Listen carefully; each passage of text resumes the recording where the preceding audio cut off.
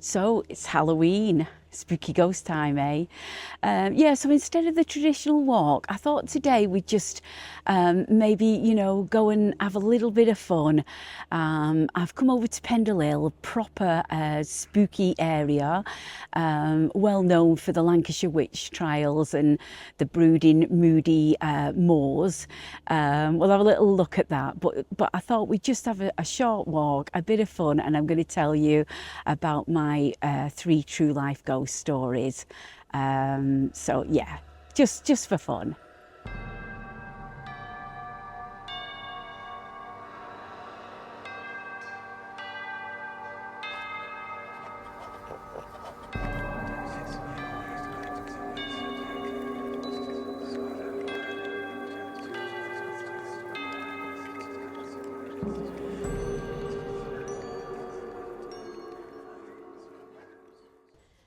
So my first ghost experience, yeah, this one I'm not sure. This was the only time I think I've seen a ghost. And I honestly, in all truth, I genuinely don't know if I did. Anyway, see what you think. So basically, when I was 7 years old, we went on a school trip to the Blue John Cavern mines. And it's a place, if you've not heard of it, to get to the mines at the bottom and to bring everything through, they used a little narrowboat that they sailed along this very, very narrow tunnel. And we're going along, heading towards the end of the mines. It's so enclosed, and there was about 10 kids, 10 of us in this boat. And the guy was talking to us, but I were focusing on the end of the tunnel. And then out of nowhere, this is going to sound so stupid, this caveman just ran straight across us. And I just absolutely blurted it out and just said, "A caveman!" And the whole boat full of children just started laughing. It's not the reaction I expected. I was so shocked and quite frightened at seeing this caveman.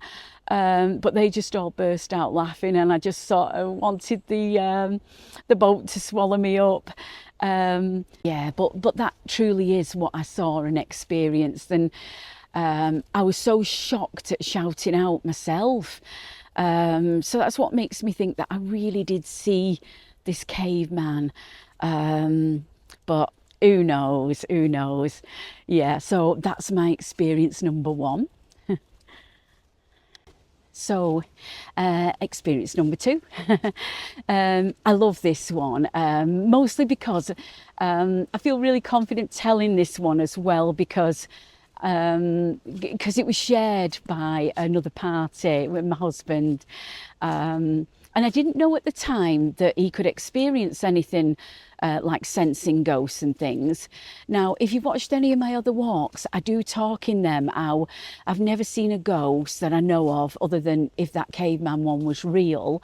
But I've always sensed spirit and ghosts, be it good or bad. Usually good, thank goodness.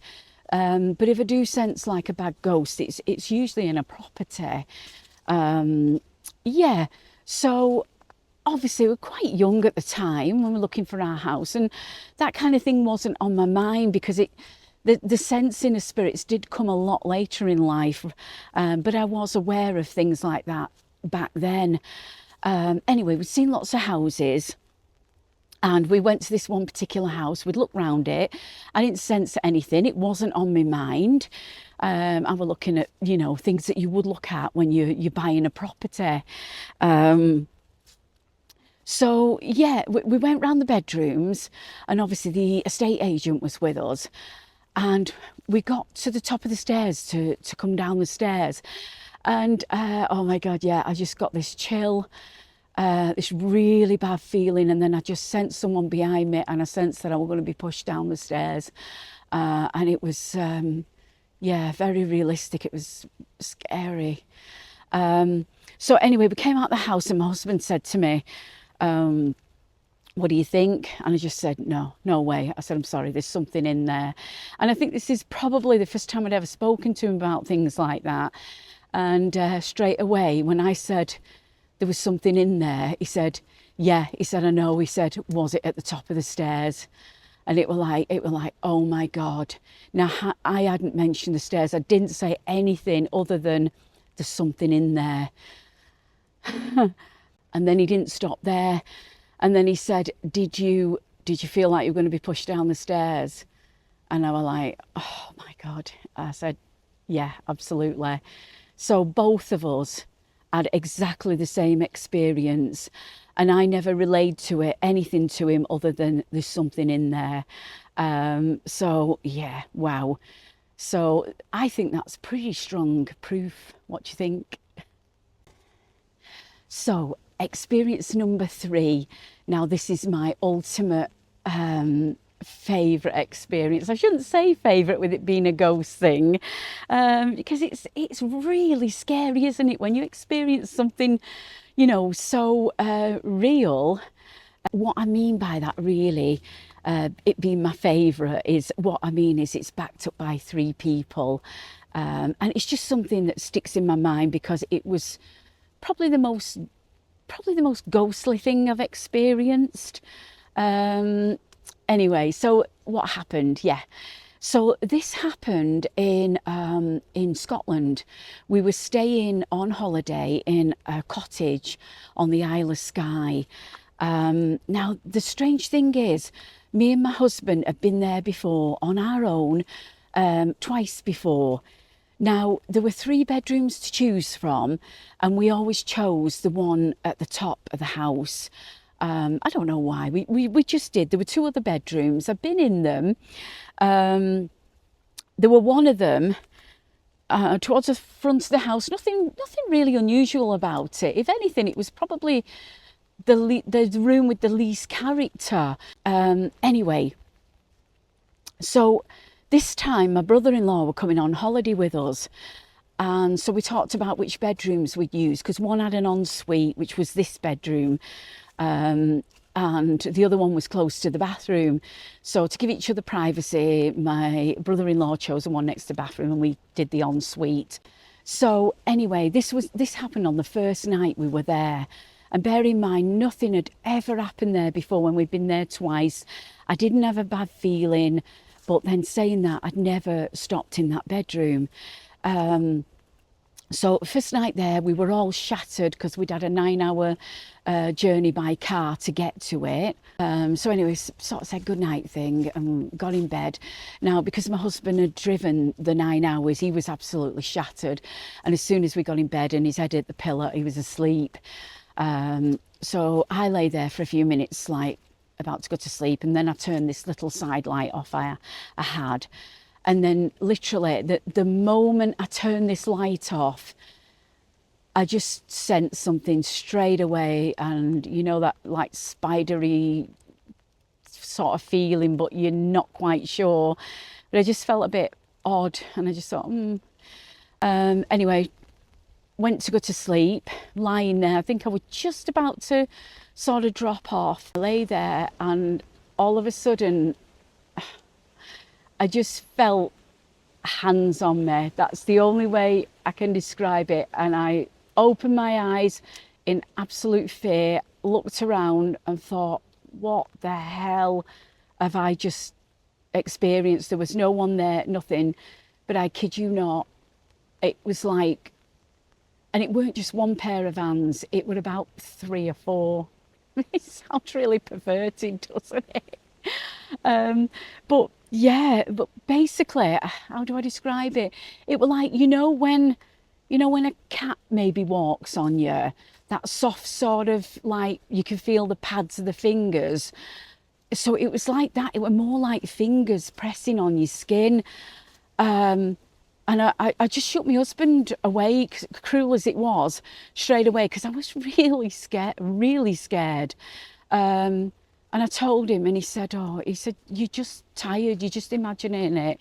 Just go back to sleep, I'm shattered. So I thought, yeah, maybe I am. I thought, you know, it was a long car journey. Could that do something to your skin? But I thought, well, I've been on many car journeys before and that's never happened. Anyway, I thought, right, I'll lay back down, I'll go to sleep. And as soon as I did that, I'd say a minute or two later, there it was again. And I lay there and I thought, you're just imagining it, just lie here. And, but then, how do I describe it? Have you ever had this, like when you've been asleep, have you ever done this where you put your hand, or somebody puts the hand across your eyes like that and you can see like a shadowy movement? Yeah, that's what I got.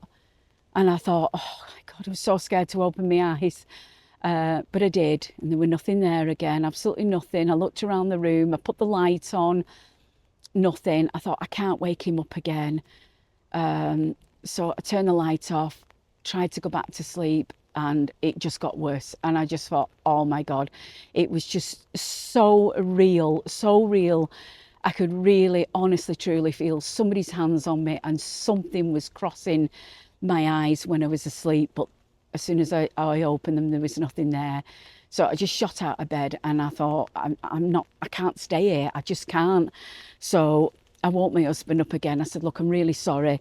If you're too tired, you can stay here. I said, but I don't want you to, because there's something in this room and it's really scary. So in a really bad mood, he got out of bed and we moved up to the bedroom at the top. Now, and I slept fine. There was nothing, absolutely nothing up there. So the next morning, I told them both the story of what happened. My husband believes me because he senses things himself. He believed me, but he said he never experienced anything at all, but probably because he was so tired. Now, my brother-in-law, he is an absolute skeptic. It's this kind of thing. He's just, he's not for it at all. He doesn't talk about it much. And he just dismisses things, and he'll say there's a reason for it. Anyway, so he said, I didn't think anything about it. I thought I knew what I experienced. You just know when you know. Anyway, he said he actually liked that room and he wanted to go in it. So I said, are you sure you want to risk it? And he said, yeah, it'd be absolutely fine. You've just imagined it. Anyway, so he slept the night in it. Next day at breakfast, oh my God, there was a completely different look on his face, and he had a completely different take on it. And he said, when I said you were wrong? And I said, yeah. And he said, well, I've experienced it. And I was like, I knew it. Anyway, he'd gone through exactly the same, with the exception of one extra thing that, thank God, I didn't experience. So anyway, he'd experienced all this. He said he was terrified. He was scared to look in the mirror that was in there. He talked about the hand over the eyes thing I've just mentioned, where you can shut your eyes and you can see shadows. And I said, well, why the hell did you stay in there? And he just said, because I was just so tired, he said, and I did fall asleep eventually. But he said he got woken up at about, I think it was about 3-4 o'clock. And he said, look, I don't know how to tell you this. He said, but I'm a bit annoyed, sort of thing, because you kept me up. And I said, what do you mean? I kept you up? And he said, the pair of you. He said, what the hell were you doing? And I said, what do you mean? He said, well, you were having a row, weren't you, moving furniture? I said, no. I said, we were like fast asleep. I said, I'd had the best night's sleep with Dad. And he looked at me as if to say, you pair of liars. And I said, why? What happened? And he said, you were moving furniture. He said, I could hear it right above. He said, exactly where you were. He said, you were moving furniture. He said, dragging the bed across the room. He said, it was so bad. He said, I thought you were having such a bad row. You were throwing chairs. He said, I was going to come up, but I didn't know whether to intervene. I said, we've not moved anything. And he was freaked out. I kid you not, his face just went white. I honestly think that he thought we were going to say, yeah, I'm really sorry, we had a row and we didn't mean to wake you up. So yeah, make of that what you will, eh? Yeah, so that's my ghost experience. Number 3, my final one. Yeah, really sticks in my mind, that one.